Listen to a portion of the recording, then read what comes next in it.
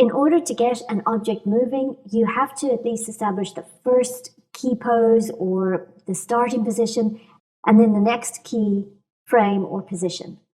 In character animation, a key pose is sometimes called an extreme, and this is because these drawings represent the most extreme point or the most extreme place for that action.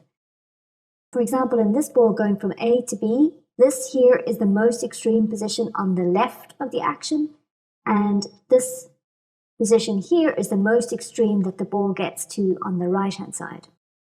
So if the same ball travels, for example, in a zigzag motion like this, then you could also call these drawings keyframes. And again, these are the extreme points of each path that the ball travels. So you can think of keys as being drawings that show any change in movement or direction. So now the whole point of keyframes, along with the fact that they represent the main action, is that they also indicate the timing. And they show how long it takes, for example, this ball to get from A to B. So the first keyframe is at frame 1, and the ball starts to move, and it takes 1 second to reach this keyframe. So that's because I set the second keyframe at frame 24, or in this case 25, and there are 24 frames in 1 second, so that's why it takes 1 second. So let's see how you would go about creating this simple setup. First of all, make a new document in Animate, and then go down and make sure that you set your frame rate to 24. Click Create. Then go down here to your timeline and you'll see there's a frame already with a blank circle on it. That's your blank keyframe. So you're ready to go. If you click into there and if you draw on the stage, that will record your first keyframe. So just draw a simple circle. You can move ahead in the timeline to frame number 24, then either hit F6 or right click and create a new keyframe. And now what's happened is that Animate has recorded the position of this existing drawing in a new keyframe. So you're just going to drag it across. So hit V on your keyboard and click and drag. Now I'm holding down Shift so to ensure that I get a straight line and drag it into the position that you want. Another thing you could do, let's undo that quickly. Another thing that you could do is go over to your first keyframe, go to the next frame and insert a blank keyframe by right-clicking or hitting F7 on your keyboard. And then when you do that, you can just do your drawing where you want it to be on the stage. So I'm going to turn on onion skinning so I can reference my first drawing. So now you've got the position of your second drawing and you just need to click and drag that keyframe over to where you want it to be in the timeline.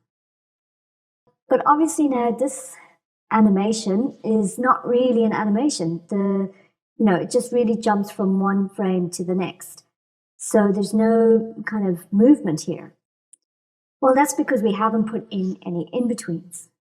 In-betweens are the drawings that literally fill out the motion and allow our eye to see sort of progressive drawings as movement. So I'm going to go over in-betweens in detail in the next couple of videos. But before we get into that, I do want to show you how your software can automate your in-betweens for you. In this case, what you do is you come down to your timeline and just choose anywhere in between these two keyframes, right-click, and then select and choose Create Classic Tween. So it's going to show you this message, which basically says that it wants to convert your drawings to symbols, and you can say OK for now.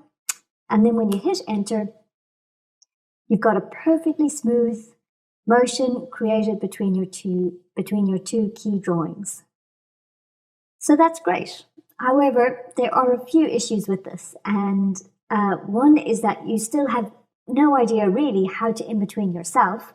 And if you're interested in animation, you do need to know how to draw your own in-betweens. Secondly, as you saw in the earlier error message that we got, tweens in Animate anyway really only work with symbols. I really want to teach you how to master frame by frame animation, and how to use like even the most basic drawing skills to create believable and realistic motion. So for that reason, I'm not going to really deal with tweens too much. So I'm just going to delete this and go back to normal.